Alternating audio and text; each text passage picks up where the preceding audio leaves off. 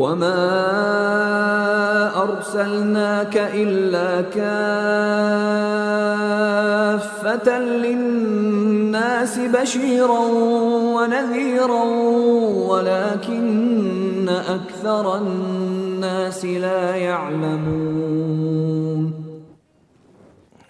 Assalamu alaikum wa rahmatullahi wa barakatuh. Nima uchun yoshlik davri inson hayotidagi eng muhim bosqich deyiladi? Yoshlar o'zi yashayotgan muhitda nimalarni, jamiyatda nimalarni umid qiladi? Qandoq qilganda yoshlar yaxshi bir jamiyatning barliq kelish uchun to'p qo'sha oladi? Islomiy bir jamiyatda yoshlar bilan yashanganlar orasidagi munosabat nimalardan iborat? Qandoq qilganda yoshlar moddiy va ma'naviy oshqunlikdan saqlana oladi? Yoshlar shubhi va shaytoniy havaslarga qandoq qarshi turish kerak? Umumiy jihatdan ilib aytganda islom yoshlarga qandoq muomalada bo'ladi? Qani suhbatimizning davomiga marhamat.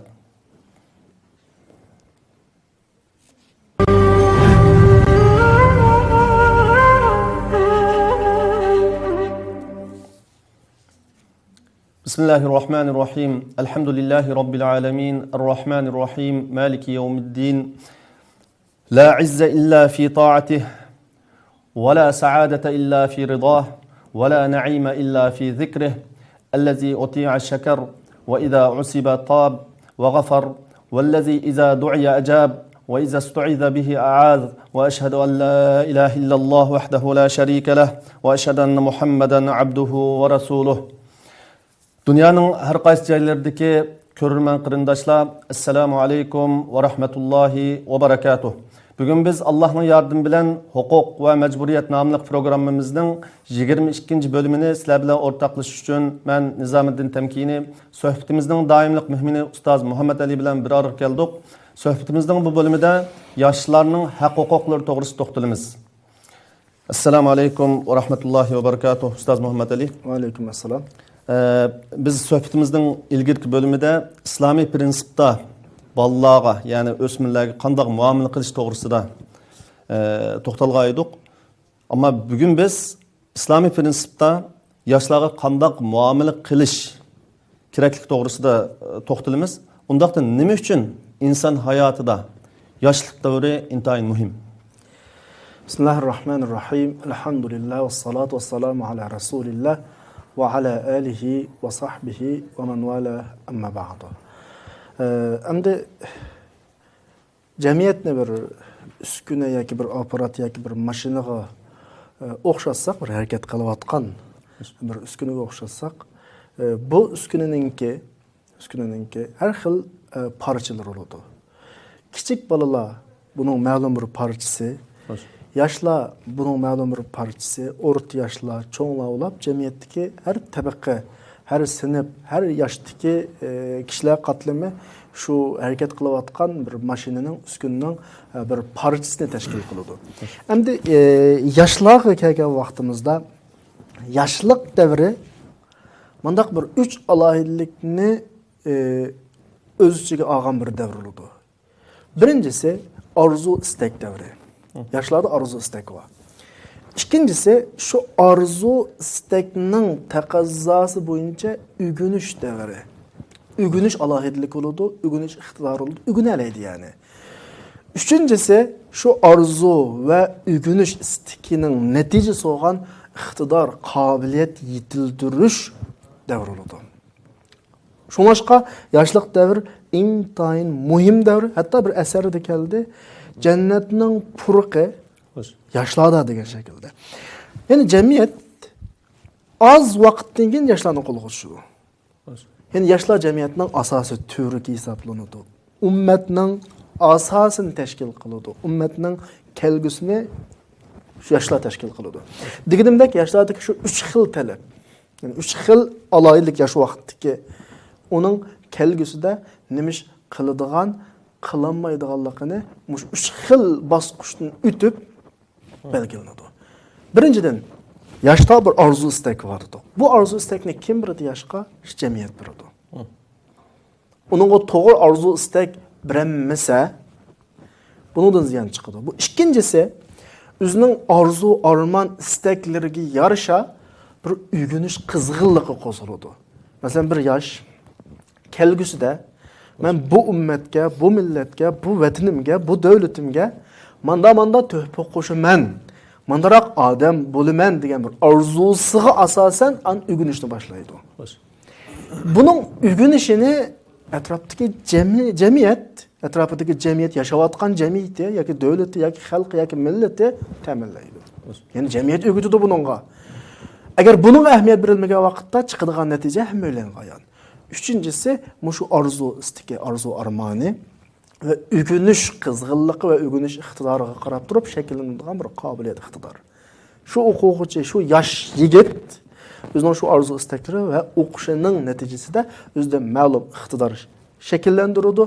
Shu iqtidoriga qarab turib jamiyatda ma'lum o'ringa ega bo'ladi va shu sohada xizmat qiladi. Endi qandoq bir yosh uch xil ishida muvaffaqiyat qozonmasa, ya'ni o'zi yashayotgan jamiyat uningga shu uch xil istikini, uch xil orzusini yoki uch xil talabini qondirolmasa, ya'ni bu bosqichdan u yosh muvaffaqiyatli natijadan chiqolmasa, ya o'z jamiyatiga yukiladi, yoki bala krizis bo'ladi. Buning uchun yoshlik davr, yoshning kelgusini belgilaydigan davr bo'lishdan boshqa bir jamiyatning kelgusini belgilaydigan davr. Qanday bir jamiyat? Men buni bekor deb atmayman. Bugungi jamiyatimizdagi yoshlarimizningki tam bayatdan degandek arzu istaklari qo'zg'aladigan, shunga yarasha uyg'unadigan bir davrda nurg'un yoshlarimiz zayo bo'lib ketish oldida. Buningga tabiiy ko'ngil bilayotganlar va yetarli ko'ngil bilamayotgan ahvolimiz bor. Bu nuqtadan davatime qanday bir jamiyat o'z yoshlarininki, o'g'il qizlarininki shu davrdagi yetilishiga loyiq ko'ngil bilanmasa, bu jamiyat kelgusida duch kelayotgan vabolini o'zidan ko'rish kerak. Shu nuqtada men biroz tafsilotiga kiray buningki. Bir yoshninki o'zining orzu istiki bo'yicha o'qib, orzu armonlari, nishonlari bo'yicha o'qib va loyiq bir qobiliyatni o'zida hozirlash uchun aqalli 3 talab bo'ladi. Bir yoshninki. Birinchi talabi o'zining normal hayotini kechirgudek bir xizmat o'rni. Bir ish fursati. Buningga ehtiyoji bor. Insonda uni inkor qiladigan odam yo'q. Insonda bu xil ehtiyoj mutlaqo bor. Jamiyat buni ta'minlash kerak. Qanday bir shaklda ta'minlasa. Ikkinchidan, buning o'zining shaxsiyatida to'y qilish bir tabiat bo'ladi. Mijoz tabiatida. Bu Alloh insonga qo'ygan bir xil tabiat. Buningga ko'z yumg'ilmaydi. Jamiyat bu tarafga alohida ko'ngil bo'lish kerak. Uchinchidan, shu to'y qilgandan keyin o'zi va ayoli, bolalar bilan yashaydigan bir uyga ehtiyoji bor. Amaliyotda bu talablar bir ish fursati, o'zining janna baqaligidek, jamiyatiga yuqomog'idek bir ish fursati, bir to'y qilish, ondan keyin bir oilalik bo'lish, bir uy bo'lish eng aqalli talab. Bir jamiyat o'zining yoshlariga mushuni ta'minlab bermasa, pat arada yoshlardan ajrab ketadi. Çünkü dünyada yaşla azlayotgan, yani nüfus qerilishish ko'payotgan, her cemiyet, her devlet yaşlarga ehtiyoj bo'layotgan bugünkidek bir dünyada qaysi bir millat, qaysi bir cemiyet o'zining yoshlarining mush nuqtasiga ko'ngil bo'lmasa, yoshlardan ayirib qoladi. Biz buni bugun ko'ryapmiz. Bizning yoshlarimiz bizda shuni ta'minlagudek bir sharoit bo'lmaganligi tufaylidan başka milletlerge qanday qiladi ishlayotdi. Hatto dushmanga ishlayotdi. Hatto dushmanga. Yevropaga safar qilyotdi. Masalan, ularning kelgusi qanday bo'ladi? Allohga omonat. Agar shu yoshlarga men bayatım degandek ehtiyojlarini qamdalsa, ish fursati tepilsa, uyg'unish fursati tepilsa, ular o'z jamiyatida turadi, o'z jamiyatida xizmat qiladi, o'z jamiyatiga tuhfa qo'shadi. Bir jamiyat, bir devlet, bir millet o'zining ichidagi tuhfikorlarning tuhfisi bilan yuksiladi yoki tuhfi ko'rsatganlar, jamiyatga tuhfa qo'shadiganlarning yo'q bo'lishi bilan ojizlashadi. Beqin bo'ladi. Bu nuqtadan Yaşlılık devri intayin muhim devr. Yaşla bir cemiyetke, bir milletke nispeten intayin muhim bir kişiler tabakası hesaplanıdı. Köpünçe ahvallarda yaşanğanlar bilen, yani yaşlı çoğun boğanlar bilen yaşlar arasında cemiyette bazı düşünüşmeslikler bulup dururdu. Hem de ondaq da ular arasındaki bu münasebet qandaq bo'lishi kerak normalda?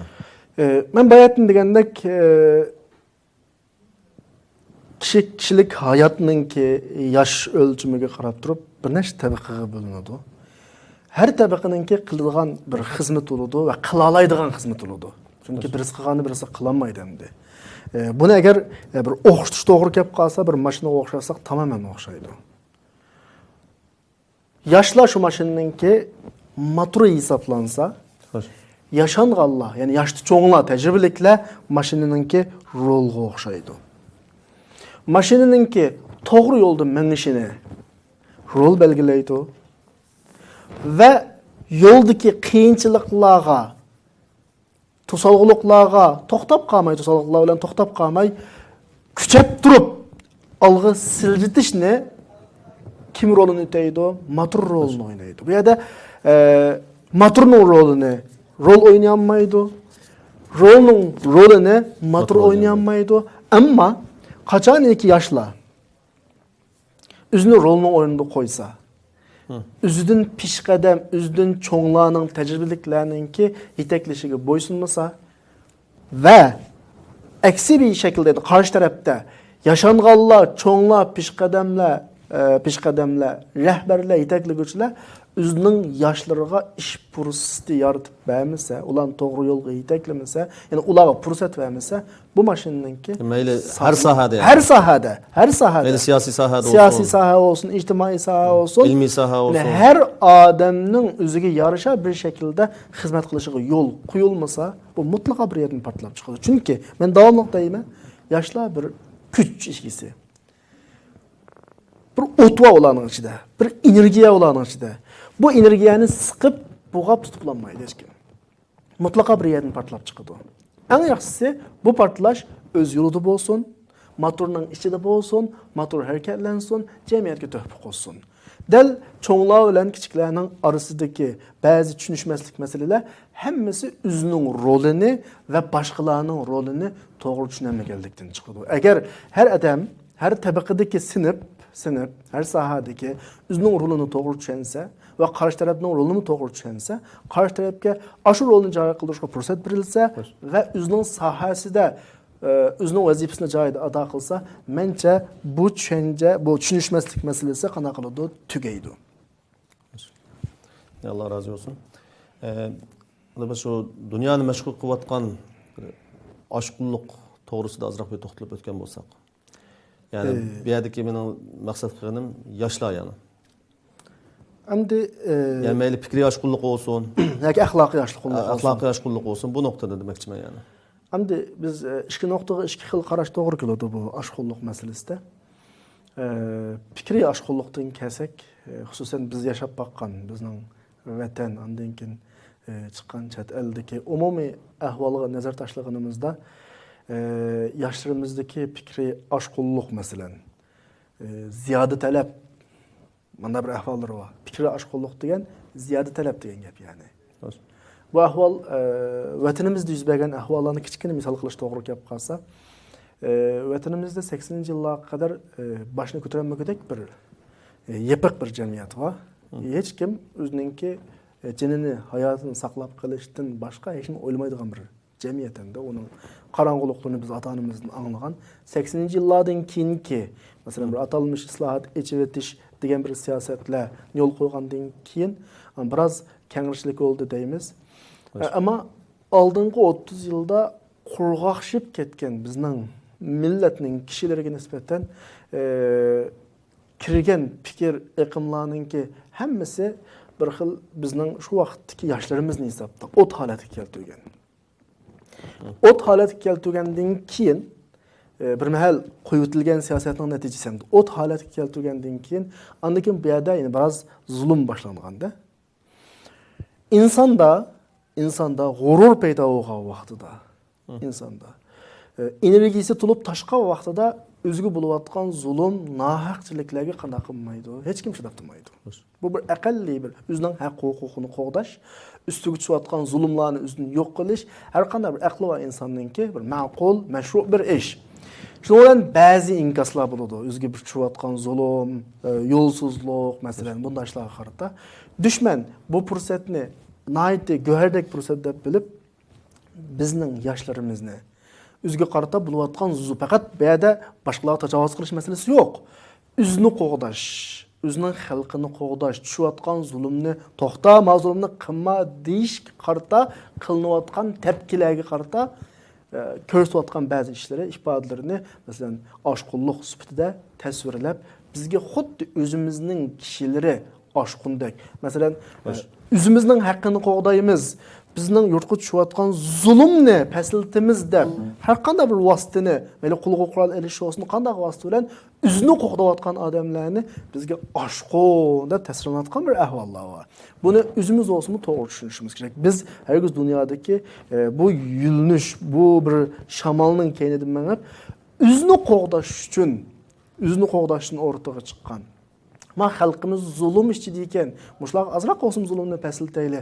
To'xtab turib bizga zulm silayotgan dushman va hadidni ochdi, turasining haddini to'xtatgan odam bormi tayyorlik qilyapmiz degan bir shaklda, mayli vatanda olsin, chet ellarda olsin, ya'ni üzdün zulmni yengillatish uchun, to'sash uchun o'rtaga chiqqan odamlarni dushman umumiy xalqaroliq ta'tir tashviqotda oshqon degan bir fikrni o'rtaga chiqadi. Bu bir tarafimdi. Yani bununla biz to'g'ri qarashimiz kerak. Yani bu yerda shamol qaysi tarafga chiqsa, uning keynidan menib ketish aqlning ishi emas. Ikkinchidan, yani bir narsa e'tirof qilmay olmaydi. Diniy fikr jihatga oshqunlikda degandek bir necha yillik, 30 yillik atrofidagi yipiq jamiyatdan keyin bizningki o'tmishimiz bilan bo'lgan bog'lashimiz uzildi. Bizning burunqi olimlarimiz, ziyolilarimiz masalan, jamiyatning liderlari qanda epmangan jamiyatni bizning qimmat qarashimiz nima? Tarixiy kitobning ko'ydirilishidan tortib bizning o'tmishdan bo'lgan aloqamiz 30 yillik uzilib ketdi. Bu yerda ne kitob qoldi, ne olimlarimizni hech kim qolmadi. Yep-yangi bir tug'ilgan bir jamiyat bo'ldi. Bunda bo'lgandan keyin bizning keyingi davrlardagi mayli diniy, fikriy masalalarda yoki siyosiy masalalarda olsun, ba'zi o'zimizga foydasiz bo'lsin-mu masalan. Yoki dinning asli prinsipiga tushmasimi, bir xil xato tushunib olib, xalq xato yetaklanadigan bir muhit paydo bo'lib qolganligimi ham e'tirof qilmasak bo'lmaydigan bir tarafi. Bu ikkinchi nuqta. Ya'ni buningda shu yana sababni yiltizdan izlab borgan vaqtimizda sistemlik bir şekilde bizni bir mahal nodon qoldirish, qattiq qog'jirtish yani. Bir bilimga yoki fikriga, dinga tashna bo'lish. Ondan keyin xuddi suyg'ilib qolgan yerda shunda assalom axloqlar bilan hammasidan kelgandek butun ishga ochilgandan keyin chet eldan egizbas, cho'ng kichik, to'ng pishiq butun iqimlarning hammasidan kirishi bizning xalqimizning uzutilingan muddatda kitoblar ko'ydirilib ketgan, ulamolar o'ltirilib ketgan bir sharoitda sirtdan kelgan narsaning hammani din to'g'ri fikr deb qabul qilishi natijasida bir birlik ahvollarninki o'rtaga chiqqanligini biz inkor qila olmaymiz. Buning yana yildizni izlab borgan vaqtda dushmanninki sistemlik bir shaklda bizning fikrimizni qanday qilishi, qalaymaqon qilishi hisoblanadi bu. Ondan keyin bu fikri jihatdagi oshqunliklarga munosabatli deydiganim bo'lsa, axloqiy jihatda, ijtimoiy jihatdagi oshqunlik deganimdek yoshlik davrida bir talab bo'ladi, har xil talab. Bu talablarning birisi insonning tabiiyatidagi insoniy bir talab. Yani mesela to'y qilish deymiz masalan, oila qurish deymiz masalan. Jamiyat buningga sharoit yaratib bermagandan keyin, sharoit yaratib bermagandan keyin cho'qim inson o'zining shu talabini qondirish uchun yer izlaydi. Buning eng birinchisi nereden başlanadi? Eng kichik nereden başlanadi desa, navbatdagi qo'limizdagi telefonlar, internetlar va televizorlardagi ya'ni o xil qiziqqan holatdagi masalan bir xil urg'ub turgan ichki hissiyot bor holatdagi talabini yuzaki shaklda amaliyotda qandomaydi, yuzaki shaklda g'idiqlaydigan bir ko'rinishlar yoki g'idiqlaydigan bir xil omillardan boshlanadi. Mush yerdan andan qadam eng oxirida yomon oqibat yuz beradigan nuqtagacha yetib berib bu yerden yoldan çıkıdı. Bu ahlaki cihetteki biz aşkulluqni işletiş doğru kalsa bu şey işletiş doğru kıldı ahlaki cihette. Demek siz yuqorida o'tgandek agar jamiyat axloqiy o'lchamga diqqat qilmaganda maktabda, universitetda bo'lsin, mana shu butun mashinaga o'xshagan yoshlar mavjud bo'lib turayotgan o'rinlarning har qandig'ida oshqulliqninki har turlarining barliq kelishi mumkin desak bo'ldi ekan odamda. O'zining yoshlarga ko'ngil bo'lmasa jamiyat, ularning ahvolidan xabar olmasa, ularni muvofiq shaklda o'rlashtirmasa, buni kutish kerak. Ya'ni mayli fikriy oshqulliq bo'lsin, mayli axloqiy oshqulliq bo'lsin, mutlaqo bir qalaymuqarchilikning chiqishi muqarrar. Dedik ya, insonning qalbida bir talab bo'ladi. Mayli fikr jihatdami inson hayotda bir fikrli yashayma deydigan inson. Hayvonga o'xshamaydi inson, malaikaga o'xshamaydi, kompyuter programmasi emasmi insondagi qarshilab qo'ysalar mangadigan. Inson har doim bir narsa qabul qiladi, bir narsa chiqaradi, bir fikrla yashaydi. O'sha fikrning o'rnini to'g'ri fikr to'ldamasa, insonning bir ehtiyoji bo'ladi. Shu ehtiyojning o'rnini to'g'ri mashru shaklda, to'g'ri bir shaklda qanda mig'inida u vaqtda maktab bo'ldimi, kutadi o buzuqchilikni mutlaqo yuz beradiganligini. Kişiler özünün balları mektebke bilinmegenligidan şu ahvallarni qo'yib qaqshashdan burun men mush jamiyatninki mushu darajaga berib ketishiga qanchalik sababkor bo'ldim yoki mushu darajaga berishning oldini olishga qanchalik tuhfa qo'shdim. Amaliy buni o'ylash kerak. Agar aks taqdirda deganimizdek mayli maktab, mayli universitet, mayli ko'cha, mayli dengizning atrofi, mayli dam olish o'rinlari ne bo'lsa bu ahvollarning jamiyatda köz aldığımızda uçrap durduğallığı aniq. Eğer biz baştan diqqat qilmasak, mekteplerimiz pakizliktin ig'zaç qilinmaydi, üniversitelerimizning pakizligining ig'zaç qilinmaydi. Bir dengizning qashqari biraz kallamni sag'itib kelay desak, dengizning atrofining pakizligidan söz açqilinmaydi. Ailelerim bilen bir vaqt tamoqni o'rmonliq yoki tinch yerga kirib yeb kelay deb shunday bir dala tamoqqa chiqqan vaqtimizda u atrofning pokizligiga so'z ochqilinmaydi. Eng oxirida inson qaqshaydi-ki, jahonni buzuqchilik qoplab ketdi, hamma yer buzilib ketdi. Bu nega bo'lsak bu ko'zimizga ko'rinib turibdi deydi. Halbuki o'zining shu ishning asli yildiziga ahamiyat bermaganligini o'ylamaydi, o'zining shundaki mas'uliyatini asla va asla o'ylamaydi. Bu nuqtadan yoshlar bizning eng muhim ko'ngil bo'lishga tegishli bir soha. Demak, oshqulliqning natijasiga emas, balki sabablarga muolaja qilish asli yildiziga berish kerak yani. Masalani yuzidan. Masalan, o't ketgan yerning o'tni ustidan o'chirmangiz tez. Tigidni o'chirish kerak. Tag o'ssa, usti o'chidi. Masala shu. Tigi hal bo'lsa masalaningki, usti hal bo'ladi. Bugunimizga nazar tashlaydigan bo'lsak, endi dindan yiroqlashtirish uchun yoshlar har turli shubhalar va shaytoniy havaslarga duch kelyotdi. Undaqdan yoshlar moddiy va ma'naviy shubhalardan o'z nafsini qanday saqlab qola oladi? Endi sizning bu savolga javob berishdan ilgari bir narsani deyishni to'g'ri topdim. Bayatın biz meseleni yüzünden emas, tigidin hal qilish kerak degan nuqtada azroq gap chiqib qoldi emas. Mana shuni javob berayotgandan keyin, andan keyin men ma nuqtaga o'tay. Payg'ambar alayhisolatu vasallamninki hayotida menda bir hikoyasi bor. Bir ansari beg'imga o'g'irlik qildi, beg'imga kelib ruxsatsiz olmamni deb bir yigitni Rasulullohning qishig'iga olib keldi. Bizning navbatda kallamizga shakllangan tasavvur biz biroqlam o'g'irladingmi? Birinchi so'zni kimga qilamiz? Shu o'g'irlagan odamga qilib, buni o'g'ir deb ayblaymiz hamda. Ammo Rasululloh shu vaqtda manda bir ifoda ko'rsatdi. Bu ifoda bizga nisbatan ajoyib hikmat. Ya'ni ijtimoiy jamiyatni isloh qilishning bir dasturi bo'ladigan bir hikmat.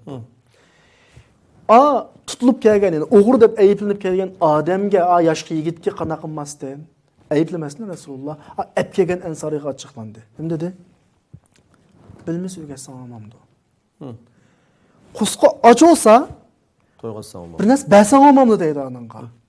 Yani meseleni yıldızdan hal qilish kerak. O'g'irlik qildi deb akab tutiblam, uni jazolab bir nas qilish, hal qilish chorasi emas. Mesele o'g'irlik qilsa bo'lmaydigan yerga va bo'lmaydiganligini uning kallasida singdirish kerak. Bu nuqta muhim. Va o'g'irlik qilishga sabab bo'lib qoladigan ahvolni uningni qo'ymaslik kerak. Çünkü bizning bugungi yoshlarimiz mushu nuqta bugungi yoshlarimizda intayin muhim. Biz chuqum ularni anda qilinglar, bunda qilinglar deyishdan, ulardan bir narsa kutishdan ilgari shularning shu yo'ldan chiqib ketmasligi, biz degan kutgan orzu, umidlarimizni oqlay olish uchun oldi bilan bir asos sapirishimiz kerak. Rasulullahning bayatınki so'zi mushu sohada bir dastur bo'lishga tegishlik. Har odam temiga yezib qo'yishga tegishlik. İşxanasida üstüge qo'yib qo'yishga tegishlik intayin hikmetlik bir so'z. Yani biz her ishda bir natija kutishdan ilgari yoki salbiy natijadan birini ko'rib qolmaslik uchun oldi bilan yiltizdan masalani qanday qilish kerak? Hal qilish kerak. Bu muhim bir nuqta. Ondan keyin sizning so'g'an savolga qarata yoshlar shu yomon yo'llardan qanday chekinish kerak? Masalan, qayta so'zsam savolni. Masalan, yoshlar har turli shubhalar va shaytoniy vaslarga duch kelyotdi bugungi kunda jamiyatda. Men dunyoning har qanday yani bayatın bizning suhbatimizning beshida davomlashayotgan ikki nuqta. Birisi fikriy, yoshlardagi ig'ish nuqtasi, yana birisi axloqiy ig'ish nuqtasi. Buningki yoshlarningki moddiy va ma'naviy shubhalardan o'z nafsini qanday saqlaydi? Bu bayatın deganimizdek bir tarafi yoshlarni mashta yo'ldan chiqishga majburlab qo'yadigan omillarni tegin hal qilish kerak. Buni bayatman deb bo'ldim yani. Masalan, dedik 3 eng aqalli ehtiyoji bor. Ortiq ehtiyoj emas chuma bu. Birisi onunki bir xizmat, ish ehtiyoji bor. U orqali jannat boqmasa olmaydi. İkincisi aile qurish, ya'ni to'y qilish ehtiyoji bor. Chunki u inson, uchinchisi turalg'u bir bu eng aqalli bir talab. Mush talab o'rindalmagan vaqtda balkim agar buning eng xatarligi shu to'y qilinmasa bir jamiyatda, bugungi kunda anglayapmiz, biz bir muhojiratda bizning hozirgi sharoitimiz normal sharoit emas, yani o'zal alohida bir sharoit, yani tuyuqsiz kelib qolgan bir sharoitda ba'zi qizning dadlarining tamom haqqi, ama men nasihat, yani taklif fikr yo'ldan davatma bu gapni o'zining qizlariga, masalan, shu bugungi sharoitda mesela $5000 degandek bir to'ylik qo'yayotganligini bo'ladi da atrofda masalan.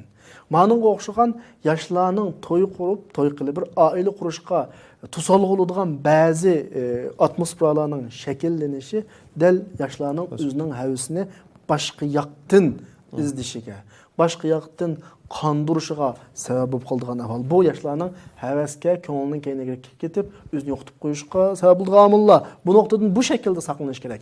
Endi fikriy jihatda yoshlarning shu fikrini to'g'rilay oladigan bir shaklda, qanoat qildira oladigan bir shaklda, yoshlarning o'zining vazifasining nima ekanligini ularga bildira oladigan, navbatdagi dunyo vaziyati qanday, sen kim, nereden kelgan, qaysi millatga tava, sening dushmaning kim, do'sting kim, hozir qaysi qadamni olsang, sening o'zingga va millatingga, diningga foydali qaysi qadamni olsang ziyonliq degan nuqtalarni shu tushungidek bir tilda tushundira oladigan til lozim bugun bizga. Tushundira oladigan bir tushuntirish lozim. O'tmishdagi qadimgi uslub, masalan, xususan iniqroq desak, diniy da'vatchilar desak, diniy da'vatchilarningki qadimgi tasavvur, qadimgi uslub bilan boshqalarga din yetkazman deyish, ammo boshqalarning dilini qochirganlik bo'ladi. Bugun boshqalar tushuna oladigan, chunki bugungi bolalarimiz 50 yil ilgirgi bolalar emas, 30 yil ilgirgi bolalar emas. Bugungi bolalar bugungi bolalarning tilini tushunadi. Bugungi yoshlarning tilini tushunadi. Yoshlarning tasavvurini tushunadi. Shularning tasavvuriga muvofiq bir shaklda o'zining nima ish qiladiganligini. Menda ikki nuqta bor. Birisi din asosiy prinsiplari bor. Bundan chetniki olmaydi. Biz yenglaymiz deb uni yengilay olmaydi. Ammo dinning asosiy prinsiplarini bir millatning asosiy bir qimmat qarashi bor. Buni bolalar tushunadigan shaklda tushundir. Mening hozir davatqanim o'zgartish emas tubdan. Yani aslilik ve zamaniylik birleşken bir tushunch bilan bularga ifodani o'zgartirish kerak. Ifoda o'zgartirish ifodasini. Tasavvur o'zgartirilishi bo'ladi. Ammo asosiy prinsip, dinning asosiy prinsiplari, millatning asosiy qimmat qarashlari bu aslini saqlaydi. Bu muqim. Bu aslini saqlagan mushu qimmat qarashlar yoshlarimizning kallasiga kiralaydigan bir shaklda kirgizilishi kerak. Buni qanday o'qishni, qanday tushuntirsak desak, mana tushuntirsak bo'ladi. Masalan, bugun radio, televizor, telefon signal qabul qiladi ya. Her bir narsaning her uskunaninki qabul qilaoladigan, chastota qabul qilaoladigan bir uskuna surudi. Shu uskunga muvofiq chastota taqitilmasa, bu uskuna qanday qilmaydi, qabul qilmaydi. Bugungi yoshlarimizningki uchur qabul qilish kallasidagi uskunasi burunqi mana tildan davatman misol uchun 50 yıl ilgirgidin farqlanadi, 30 yıl ilgirgidin farqlanadi, hatta 20 yıl ilgirgidin farqlanadi. Şunu münasip şekilde uçur taqatmısan, sen taqatqa uçur havada leylab qaladı, yaşlarımızın kalısına kirmeydi. Şu yerden yaşlarımızningki fikri de her xil o yoki solga egish ahvollari bizda vatqan haliqi bir atalg'i var ya. Haliqi yani mutatarrif deb qo'ydi. G'ulu, yani hadidin eşip ketish masalan. Fikri cihetdeki aşkulluk mesela, ma şekildeki ahvalın şekillenishi muşu sebepten bo'ladi. Demek milletni maddi ve manevi tarafdan ıslah qilish xizmati bilan shug'ullanayotganlar, yani uslubni o'zgartirish kerak demoqchi. Yani muhim noktanın qaysi ekanligini bilish kerak. Mayli maddi cihetdeki jamiyatga xizmat qilayotganlar muhim noktanın qaysi ekanligini bilish kerak. Manevi jihatda xizmat qilayotganlarmi muhim noktanın qaysini ve onu qanday hal qilish kerak ekanligini to'g'ri tushunib yetish kerak. Klassik uslub bugun kunda qanaqa qilmaydi, o'tmaydi. Har qanday shaklda. Klassik zihniyat bugun kunda mushkil yaratadi. Ma'lumotni har sohadagi, mayli siyosiy sohadagi bo'lsin, mayli ilmiy sohadagi bo'lsin, ma'lumotni yanglab turishninki ma'lumot yanglash kerak. Yani texnikani yanglash vaqtda masalani tushundirish kerak bir qism. Masalani tushundirish kerak. Allah razı olsun. Yuqorida shubhalar to'g'risida yani to'xtalib o'tgan bo'ldik. Hamda mana shu axloqiy kriz haqida o'zini qanday saqlab qola oladi bir tipik misol o'rib o'tgan bo'lsak. Masalan, universitetda bo'lsin, oliy maktablarda, to'liqsiz o'ttiruv maktablardagi o'quvchilarga. Yeni hesapta ilgili sualning takrorlanması ama yani tekrar sorulaştı tekrarlanması emas, ama to'liqlimisi desek to'liqlimisi yani. Biraz içişimiz doğru geldi. Yani desek yani şu, insanda bir ihtiyacı var. Hoş. İnsanın bir din ihtiyacı var. Eğer biz tasavvur qilish mumkin bo'lsa, bir insonni tug'ilgan petidan tortib hech qanday bir dindan xoli yolg'iz muhitda tarbiyalab uyg'onayotgandan keyin insonda cho'qim bir dinning ehtiyoji borligini ifodalaydigan ifodalarni ko'ramiz. Chunki inson dunyoda insonning qanday maxluq ekanligini din nuqtasiga bog'lamay turib tushuntirilgan rasmiy falsafa yo'q o'rtada. Endi insonning bir narsa izlaydi.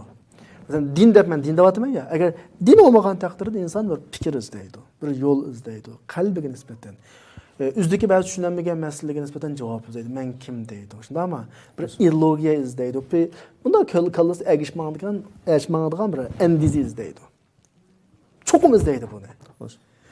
Mushu andiza agar to'g'ri shaklda berilmasa, xato yetmaydi. Bu muqarrar.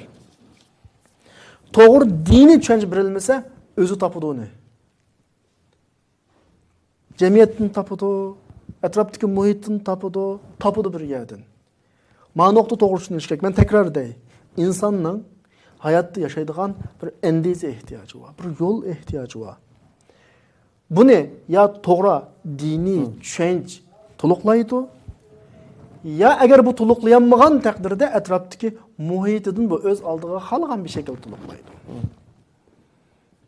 Bir qimavaz o'zining hayotida qima o'ynab hayotimni o'tkazaman degan bir fikrga kelgan bo'lsa, bu nimaning natijasi? Kallasiga o'rnatilgan to'g'ri bir yashash mezonining yo'qligining natijasi.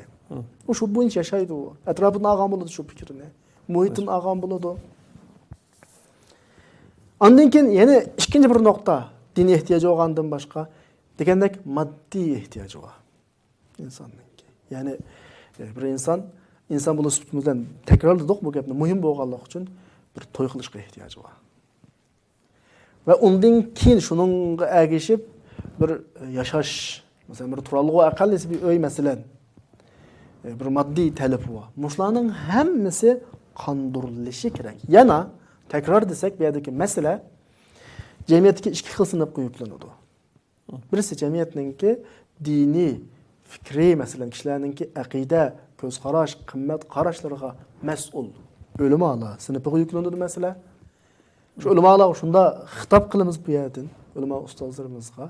Qachonki jamiyatningki yoshlarga to'g'ri fikrni silib bermasanglar, yoshlar o'zi yashaydigan hayot mezonini atrofidan oladi.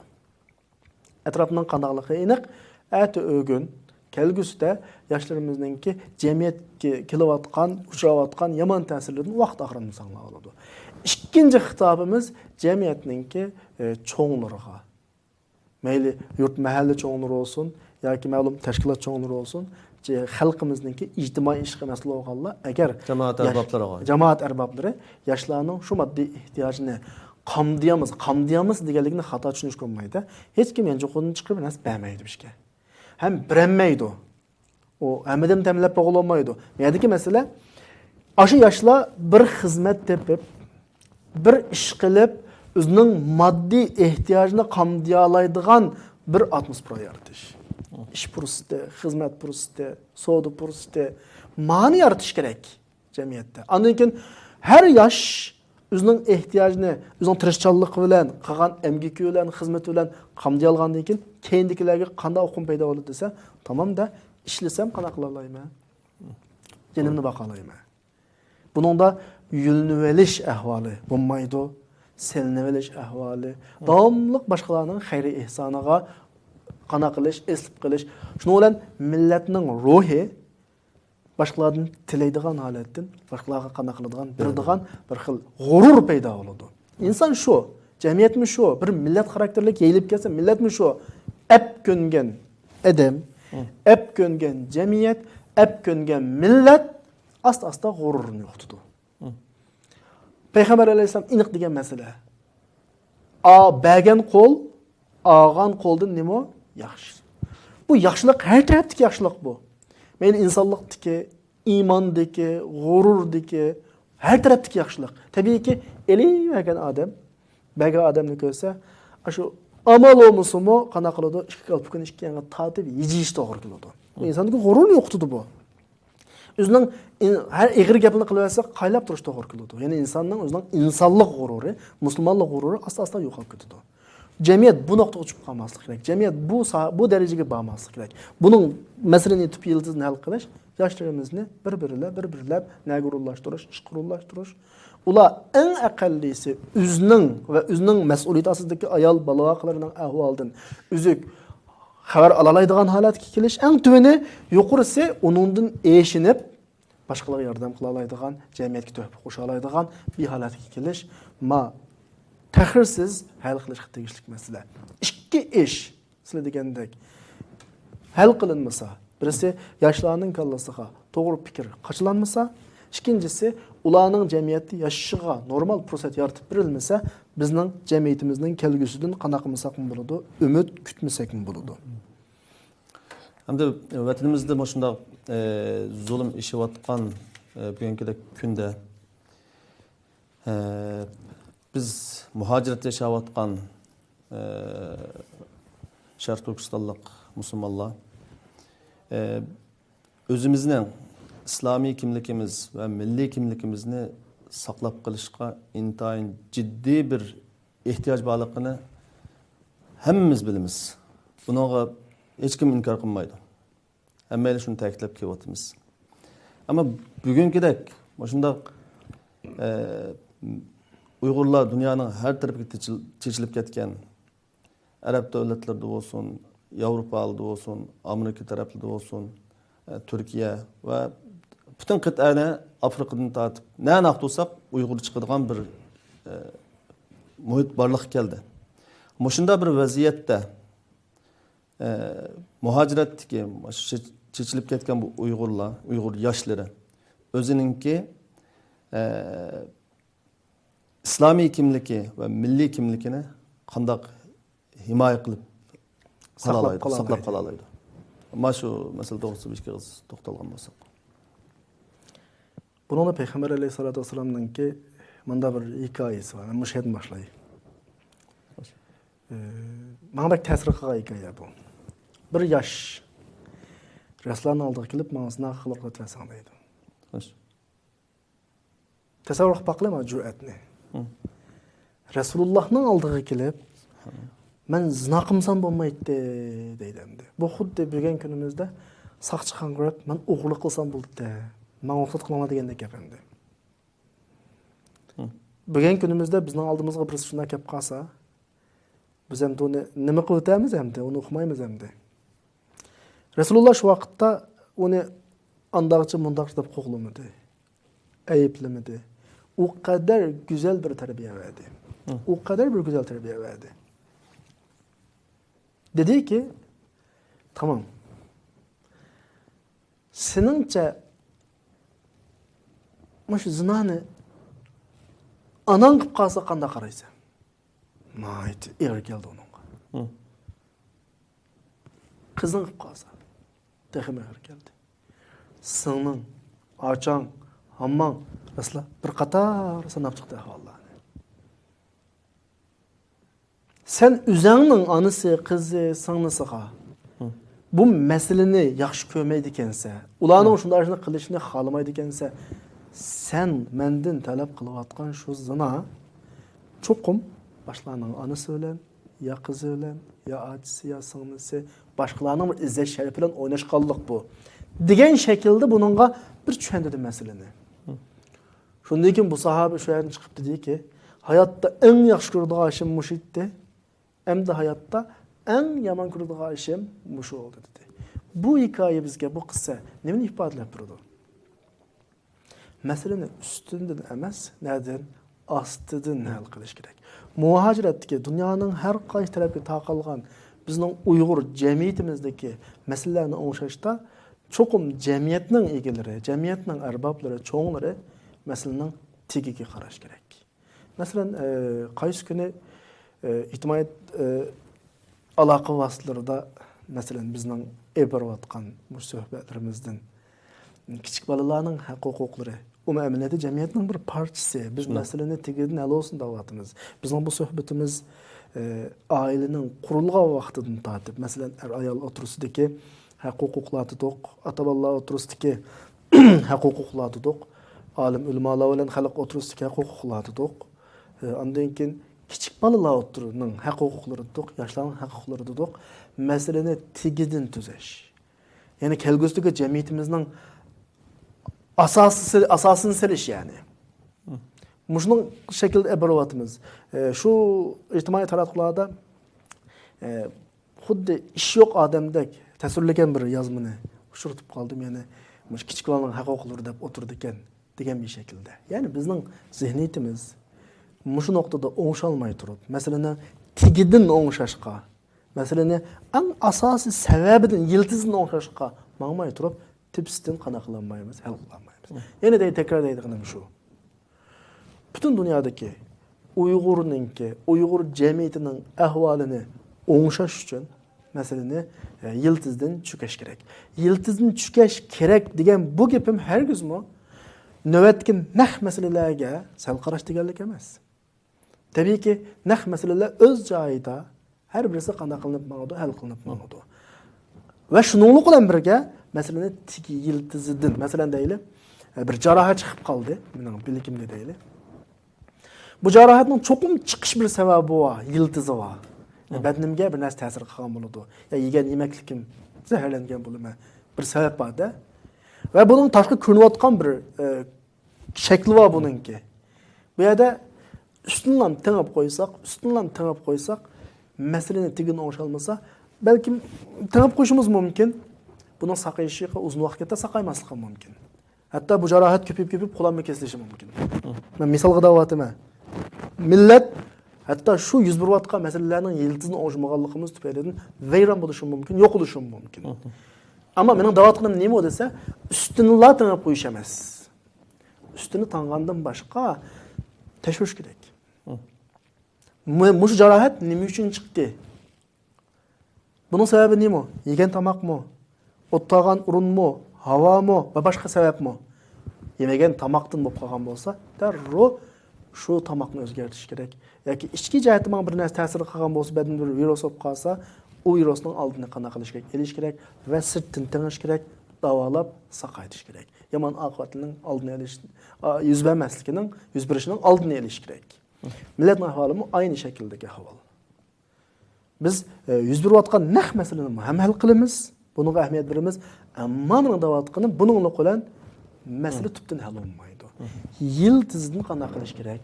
Hal qilish kerak. Xuddi birisi o'rtaliqqa hamda biroz ko'rguvchilarimiz ayblash mumkin shunday bo'lsin deganda talat qilib qo'ysa, bu masalani bir tal qachon birini kelib ustiga yeyib qo'yishdan hal bo'lmaydi masala.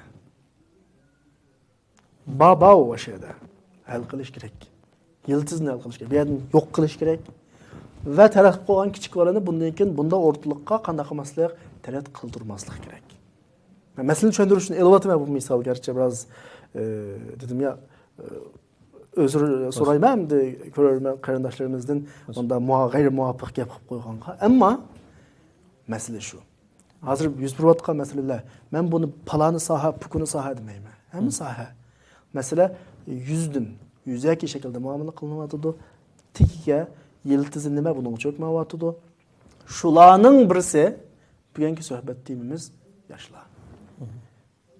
Bugün yaşlarını qanday yolga salsak mı cemiyetke? Ayetki cemiyetimiz şu olur. Biz hazır yaşlarga bu yüzeki muamele kılınganlık sebeplerini ve onun bazı tipik misallarını hatta Peygamberimiz sallallahu aleyhi ve sellem'ninki hadisinden örneklerini elip bayan qilgan bo'ldilar. Hamda mazkur yoshlar shu jamiyatda men yuqorida o'tgandek muhojirat shu yoshlar o'zini qanday himoya qilish kerak? Bular javob qo'ldan chiqmaydi-ku. Bular qanday himoya qilish kerak o'zini? Ashunda bir nifosatga to'lgan islomiy axloqning yiroq bir jamiyatda o'zining islomiy kimlik va milliy kimligini qanday himoya qilib saqlab qilish kerak demoqchiman. Bu tabiiyki biz yuqorida davatgan gapning hammasini qandaqdir yoshlarni bir yana olib qo'yib turib jamiyatdagi boshqalar bilan davatganlik emas. Bu bak güzel savol bo'ldi. Men qilayotgan xitobning ichida tam yoshlarmi bor. Ya'ni yoshlarmi o'zini bir kishilik jamiyatning a'zosi.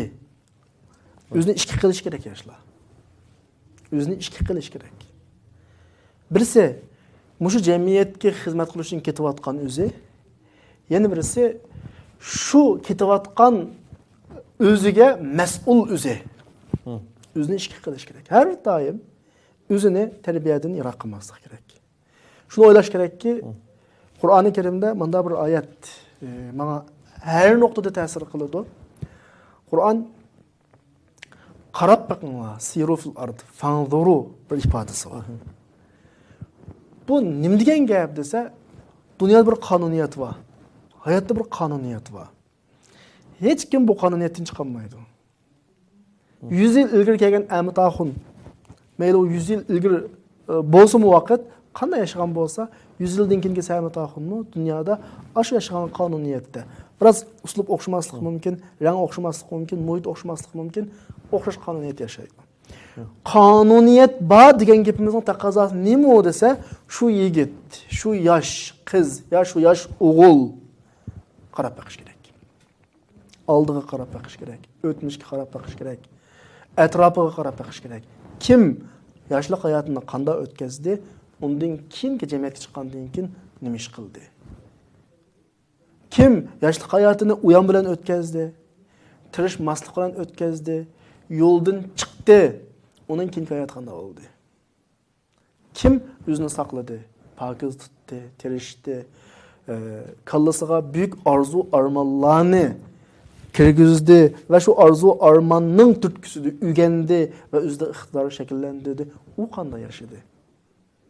Men bir narsanday jamiyatdagi eng cho'ng o'rindagi maqomdagi bir odam, mayli o siyosiy jihatdagi bir davlatning raisiday, yoki ilmiy jihatdagi bir dangliq professor, bir bilim odamiday, iqtisodiy jihatdagi cho'ng bir milliarderday, bu odam bilan jamiyatdagi eng tuvan qatlamda yashagan bir odamningki butun badan a'zolari o'xshash. O'xshash, hech farq yo'q. Onun da bor so'ngak, bundan bor, unda bor go'sht, bundan bor, unda bor qon, bundan bor. Farq nima? Birisi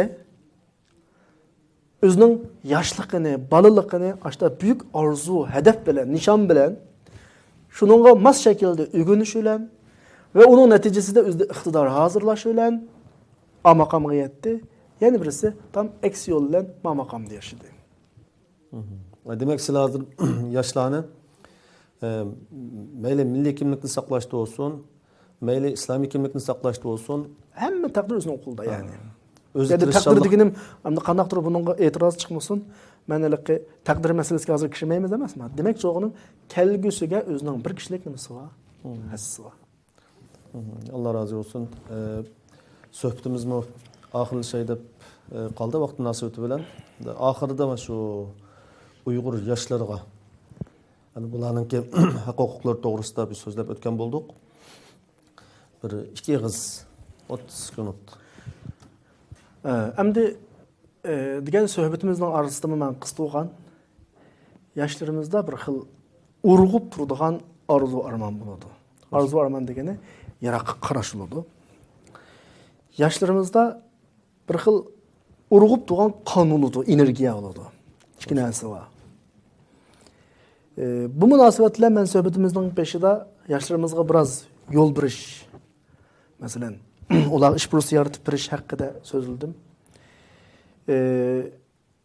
Ko'ryapmiz ba'zi sosyal medialarda, yani ijtimoiy taratqularda qarindoshlarimiz o'zining kallasida kutgan bir umidi, mashta bosuldi degan bir istiki qarsa o'rtada unda emas. Yani o'zi kutgan odamlar, mayli diniy olimlar olsun, diniy olimlar anda qilsa, manda qilsa deydigan bir istik bo'ladi. Siyosiy rahbarlar olsun, anda qilsa, manda qilsa deydigan bir istik bo'ladi. Va boshqa shaklda shu hamdi. Ama degan shaklda bo'lmaganlik tufaylidan bularning ichidagi energiya va bularning kallasidagi ahil istak, ahil arzu bularni portlab chiqaryapti hozir. Shuning natijasida ijtimoiy aloqa bekatlarida, ijtimoiy aloqa nimalarida, vositalarida shuning turtkisida birisi yashining kichikligi, birisi ahil omillar tufayli ba'zi og'rinishdan eshib tillash, masalan, uningdan eshib shaxsiyatiga haqorat qilish darajasiga bordi. Men yoshlarimizga deyman o'shada. Agar haqiqatan da yoshlarimiz o'zining shu istikida sodiq bo'lsa, shu talabida sodiq bo'lsa, faqat ularning oldida 10 yil vaqt va 5 yil vaqt bor. Tirishsin yoshlarimiz.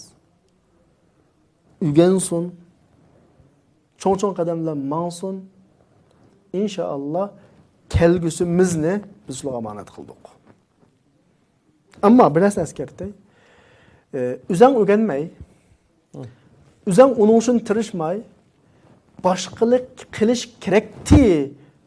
Mush ifoda bilan vaqtni zoya qilish, arg'iz desilish, boshqa o'rinsiz og'rinish mencha bizning dinimizdami to'g'ri emas. Bizning millatimizga buning foydasi yo'q. Hatto shu xil ifodada bo'layotgan qarindoshlarimizninki o'zining psixikasiga ta'siri va o'zining kelgusiga nimasi va ta'siri va. Men qarindoshlarimdan talab qildiqnim shu. To'g'ri, bizning hammalar bir tuproqning insonlari, bir millatning insonlari, bir bog'ning tuprog'i qanday bo'lsa, u bog'dagi olmaning ta'mimi shu tuproqqa bog'liq, shaptilning ta'mimi tuproqqa bog'liq, o'rikning ta'mimi tuproqqa bog'liq. Bizning millat shu. Shunga bu millatdan chiqqan olim ulamo loyiqroq shuningga.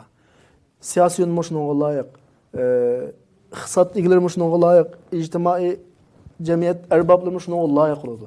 Endi biz shuni ham yuksaltirishni hammalar xohlaymiz. Buning uchun biz nimaga ehtiyojimiz bor? Tuproqni yaxshilashga ehtiyojimiz bor. Tuproq kimlar? Shu sizlar yoshlar.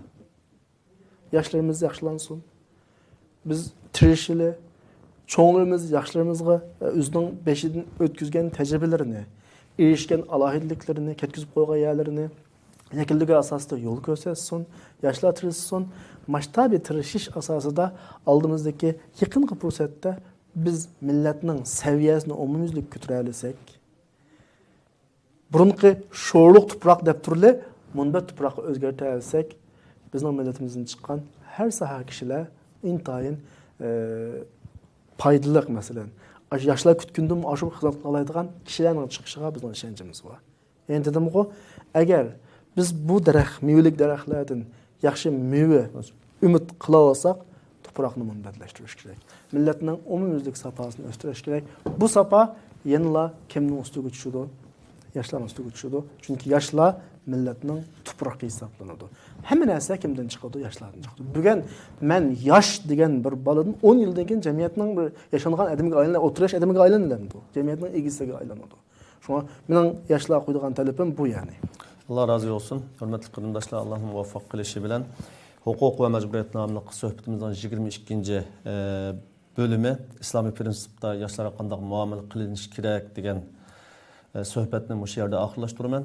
Bu munosabat bilan suhbatimizdanki mehmini ustoz Muhammad Aliga rahmatimni bildiraman. Alloh rozi bo'lsin. Bu suhbatimizni hammamizningki manfaatlanishimiz va manfaatli qilib berishini Janob Alloh subhanahu va taolodan so'rayman.